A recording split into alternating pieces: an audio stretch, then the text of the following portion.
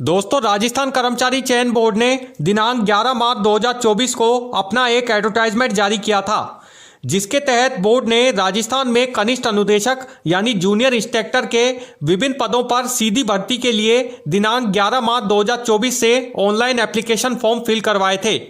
इसके तहत राजस्थान कर्मचारी चयन बोर्ड ने हाल ही में कनिष्ठ अनुदेशक जूनियर इंस्पेक्टर के इन सभी पदों पर सीधी भर्ती परीक्षा का कार्यक्रम हाल ही में जारी कर दिया है।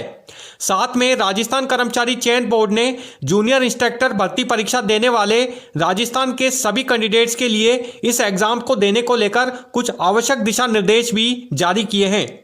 आइए जानते हैं साथियों कि राजस्थान कर्मचारी चयन बोर्ड ने कनिष्ठ अनुदेशक जूनियर इंस्पेक्टर भर्ती परीक्षा का जो टाइम टेबल आप लोगों के लिए जारी किया है, एग्जाम का जो शेड्यूल जारी किया है, वो आइए जानते हैं, उसे समझते हैं कि किस किस डेट को आप लोगों का एग्जाम होगा, किस शिफ्ट में, किस पारी में आप लोगों का यह एग्जाम होने वाला है। और साथ में जो इंस्ट्रक्शन जारी किए गए हैं बोर्ड की तरफ से आप लोगों के लिए इस एग्जाम को देने को लेकर, उसे भी जानते हैं कंप्लीट जानकारी अपने आज के इस वीडियो में। तो नमस्कार दोस्तों, स्वागत करते हैं एक बार फिर से आप सभी का, आप सबके अपने इस YouTube चैनल सरकारी जॉब साथी में। तो दोस्तों, जैसा कि राजस्थान कर्मचारी चयन बोर्ड ने हाल ही में कनिष्ठ अनुदेशक जूनियर इंस्पेक्टर भर्ती परीक्षा का एग्जाम का शेड्यूल हाल ही में जारी कर दिया है। तो आइए सबसे पहले समझते हैं कि आप लोगों का किस किस पोस्ट का एग्जाम किस किस डेट को किस किस शिफ्ट में रहने वाला है, उसे सबसे पहले समझते हैं। देखिए, यहां पर पहला जो आपका एग्जाम है junior instructor information and communication technology system maintenance की पोस्ट का, ये जो आपका एग्जाम है वो अगले महीने 4 जनवरी को होने वाला है। 4 जनवरी 2025 शनिवार को आपका ये एग्जाम होगा। मॉर्निंग में आप लोगों की ये शिफ्ट रहने वाली है। प्रातः 10 बजे से यह आपका जो एग्जाम है वो स्टार्ट होगा और दोपहर 12 बजे तक आपका यह एग्जाम जो है वो चलने वाला है। टोटल 2 घंटे का आप लोगों का यह एग्जाम होगा इस पोस्ट के लिए, जो कि आपको देना होगा।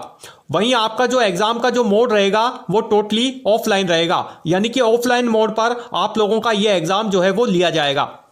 वहीं इसके अलावा देखते हैं दूसरी जो पोस्ट जो निकाली गई थी, इसमें है जूनियर इंस्ट्रक्टर ड्राफ्ट्समैन सिविल। इसका जो एग्जाम है वो भी 4 जनवरी को ही होगा, यानी कि इसी दिन 4 जनवरी शनिवार को आपका यह एग्जाम जो है वो होने वाला है। इसकी जो शिफ्ट है वो रहेगी आप लोगों की 3 बजे से। 3 बजे से आपका ये जो एग्जाम है ड्राफ्टमैन सिविल का जूनियर इंस्ट्रक्टर का वो स्टार्ट होगा और शाम 5 बजे तक जो आपका ये एग्जाम है वो रहने वाला है। 2 घंटे की ये पारी होगी, 2 घंटे का शिफ्ट का ये आप लोगों का एग्जाम होगा, जो कि टोटली ऑफलाइन मोड में होगा। वहीं इसके अलावा बात करते हैं तीसरी पोस्ट जो निकाली गई है, इसमें जूनियर इंस्ट्रक्टर की सोलर टेक्निकल टेक्नीशियन इलेक्ट्रिकल की, यानी कि इस पोस्ट का जो एग्जाम है वो आपका 5 जनवरी से स्टार्ट होगा। 5 जनवरी को आप लोगों का ये एग्जाम रहने वाला है सोलर टेक्नीशियन इलेक्ट्रिकल का। इसकी जो शिफ्ट है वो मॉर्निंग में रहेगी आप लोगों की प्रातः 10 बजे से, यानी कि मॉर्निंग में 10 बजे से आपका ये एग्जाम शुरू होगा और जो कि दोपहर 12 बजे तक चलेगा। ये जो संडे को ये एग्जाम होगा आपका 5 जनवरी को, और ये जो एग्जाम है वो आपका टोटली ऑफलाइन मोड पर होगा। वहीं इसके अलावा जूनियर इंस्ट्रक्टर वायरमैन की जो पोस्ट निकाली गई है, इसका एग्जाम भी 5 जनवरी को ही होगा। 5 जनवरी रविवार को, संडे के दिन इसकी जो शिफ्ट है वो सेकंड शिफ्ट में आप लोगों का ये एग्जाम लिया जाएगा। दोपहर 3 से 5 बजे तक आप लोगों का ये एग्जाम जो है वो वायरमैन की पोस्ट का जूनियर इंस्ट्रक्टर का चलेगा। ये जो एग्जाम है ये भी टोटली ऑफलाइन मोड पर होगा, यानी कि जितनी भी पोस्टें निकाली गई हैं जूनियर इंस्ट्रक्टर की, इन सभी पोस्टों का एग्जाम जो है वो ऑफलाइन मोड पर लिया जाएगा। एक दिन में 2 पारियां होंगी और 2-2 घंटे की प्रत्येक पारी होगी। सुबह की जो पारी है वो 10 बजे से स्टार्ट होगी मॉर्निंग में, जो कि दोपहर 12 बजे तक रहेगी, और दूसरी जो पारी है सेकंड शिफ्ट वो 3 बजे से स्टार्ट होगी और दोपहर 5 बजे तक चलेगी। इसके अलावा देखिए, जो अगली पोस्ट निकाली गई है, इसमें junior instructor computer operator and programming assistant COPA जिसे हम बोलते हैं, इसका जो एग्जाम है वो 10 जनवरी को होगा। 10 जनवरी 2025 शुक्रवार को मॉर्निंग में आप लोगों का ये एग्जाम रहने वाला है। इसकी जो शिफ्ट है वो आपकी 10 बजे से मॉर्निंग में स्टार्ट होगी, जो कि दोपहर 12 बजे तक चलेगी। 2 घंटे का आप लोगों का ये एग्जाम जो है वो कंप्यूटर ऑपरेटर प्रोग्रामिंग असिस्टेंट का रहेगा। ऑफलाइन मोड पर यह आपका एग्जाम जो है वो होने वाला है। इसके अलावा junior instructor electrician mechanic direct recruitment, ये जो एग्जाम है आपका इलेक्ट्रिक मैकेनिक का, ये 10 जनवरी को होगा। 10 जनवरी को शाम की पारी में यह आपका जो है वो एग्जाम सेकंड शिफ्ट में होगा। 3 बजे से ये पारी स्टार्ट होगी, जो कि दोपहर 5 बजे तक, शाम 5 बजे तक ये जो आपकी पारी है ये चलेगी। 2 घंटे का आप लोगों का जो एग्ज़ाम है ये इलेक्ट्रिक्स मैकेनिक का रहने वाला है। ऑफलाइन मोड पर ही यह एग्ज़ाम होगा। तो इस तरह से साथियों आप लोगों के लिए कर्मचारी चयन बोर्ड की तरफ से जूनियर इंस्ट्रक्टर के विभिन्न पदों का जो नोटिफिकेशन है, एग्ज़ाम का शेड्यूल जो है वो जारी कर दिया गया है बोर्ड की तरफ से। अब आइए जानते हैं कि बोर्ड की तरफ से आप लोगों के लिए इस एग्ज़ाम को देने के लिए कुछ इंस्ट्रक्शन भी जारी किए गए हैं। कुछ आवश्यक दिशा निर्देश कर्मचारी चयन बोर्ड की तरफ से जूनियर इंस्ट्रक्टर भर्ती परीक्षा देने वाले हमारे कैंडिडेट्स के लिए जारी किए गए हैं, जो कि आपको ये इंस्ट्रक्शन फॉलो करने होंगे। इन सभी नियमों का आपको पालन करना होगा। आइए जानते हैं, समझते हैं कि कौन कौन से इंस्ट्रक्शन आप लोगों के लिए इस एग्ज़ाम को लेकर बोर्ड की तरफ से जारी किए गए हैं। देखिए, सबसे पहला जो इंस्ट्रक्शन आप लोगों के लिए जारी किया गया है साथियों इस एग्ज़ाम को देने के लिए, वो यह है कि सभी कैंडिडेट्स जो कि इस एग्ज़ाम को देने जा रहे हैं वे यह सुनिश्चित कर लें कि वे बोर्ड द्वारा निकाली गई इस कनिष्ठ अनुदेशक जूनियर इंस्ट्रक्टर की एडवर्टाइजमेंट यानी विज्ञप्ति के अकॉर्डिंग अपनी निर्धारित पात्रता, एलिजिबिलिटी और शैक्षणिक योग्यता यानी कि एजुकेशनल क्वालिफिकेशन रखते हों, इसको पूरा करते हों। यानी कि आपको बोर्ड के द्वारा जो ये वैकेंसी निकाली गई है विभिन्न पदों पर जूनियर इंस्ट्रक्टर की, इस भर्ती के अकॉर्डिंग आपकी जो एजुकेशनल क्वालिफिकेशन है वो कंप्लीट होनी चाहिए और आपकी जो निर्धारित पात्रता है यानी कि आपकी जो एलिजिबिलिटी है, जो आप ये मापदंड पूरा करते हैं इस भर्ती को, वो आपके पूरे होने चाहिए। डॉक्यूमेंट पूरी तरीके से आप इस भर्ती को देने के लिए योग्य होने जरूरी हैं। इसके अलावा देखिए, जो दूसरा इंस्ट्रक्शन जारी किया गया है आप लोगों के लिए वो यह किया गया है साथियों कि सभी कैंडिडेट्स जो कि इस एग्ज़ाम को देने जा रहे हैं उनके पास में अपने पहचान पत्र यानी अपना आइडेंटिटी प्रूफ आपके पास में होना जरूरी है।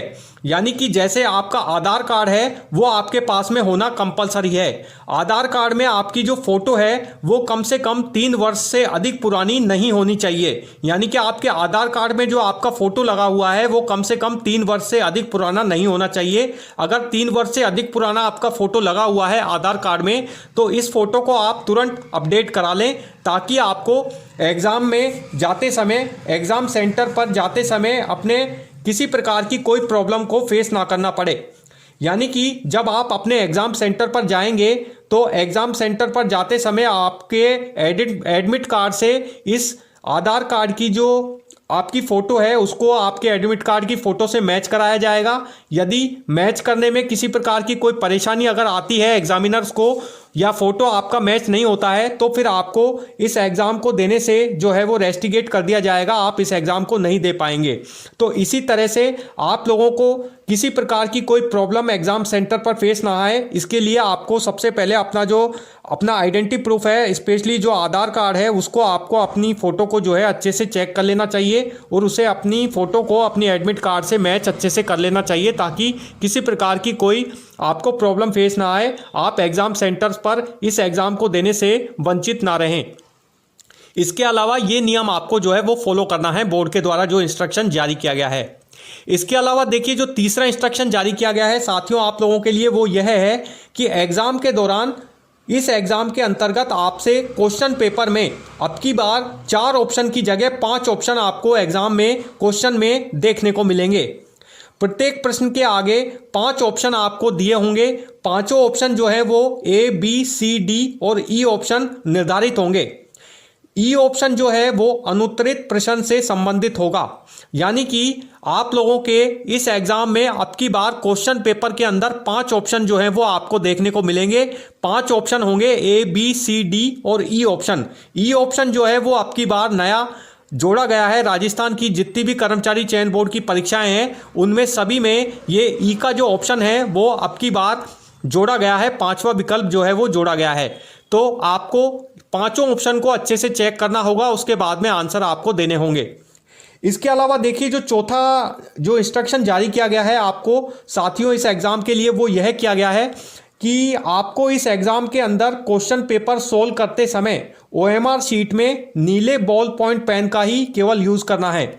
यानी कि आप जब एग्ज़ाम सेंटर पर अपने एग्ज़ाम सेंटर पर एग्जामिनेशन हॉल में जब आप बैठेंगे तो आपको जब OMR शीट दी जाएगी तो आपको अपनी इस OMR शीट में सभी आवश्यक डिटेल्स, सभी जो नेसेसरी डिटेल्स जो आप फिल करने वाले हैं, जैसे कि फॉर एग्जांपल आप लोगों का नेम, आपकी क्वेश्चन बुकलेट नंबर या आपका डेट, जिस डेट को आपका एग्ज़ाम है, या आप जो सिग्नेचर करेंगे या जो रोल नंबर आप अपनी OMR शीट में फिल करने वाले हैं, उन सभी को फिल करने के लिए, नोट डाउन करने के लिए आपको नीले बॉल पॉइंट पेन का ही केवल सिर्फ यूज़ करना है और किसी रंग के कोई पेन का यूज़ आपको नहीं करना है। इस चीज़ का आपको ध्यान रखना है। इसके अलावा जो सभी बबल्स आपको डार्क करने हैं वो भी नीले बॉल पॉइंट पेन के ही रंग से आपको डार्क करने होंगे।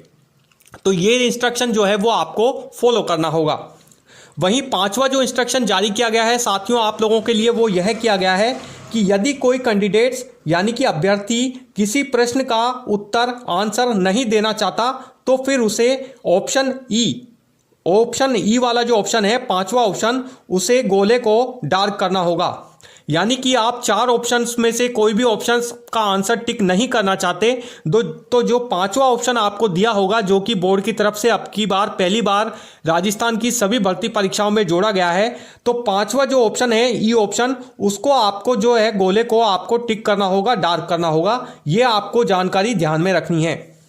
वहीं छठा जो दिशा निर्देश जारी किया गया है साथियों आप लोगों के लिए, वो यह किया गया है कि यदि पांचवें ऑप्शन में से कोई भी ऑप्शन पर गोला डार्क नहीं किया गया तो उसे उस प्रश्न के 1/3 भाग का अंक आप लोगों का काट लिया जाएगा। यानी कि यदि आपने पांचवें ऑप्शन को यदि टिक नहीं किया है, पांचवें ऑप्शन पे यदि आपने गोला डार्क नहीं किया है, तो फिर पांचवें ऑप्शन का गोला डार्क नहीं करने से आप लोगों का जो वो प्रश्न है उसका 1/3 भाग जो है वो आप लोगों का काट लिया जाएगा। यानी कि आपको किसी क्वेश्चन का आंसर नहीं आता तो आपको ई वाला जो ऑप्शन है उसको टिक करना कंपलसरी होगा।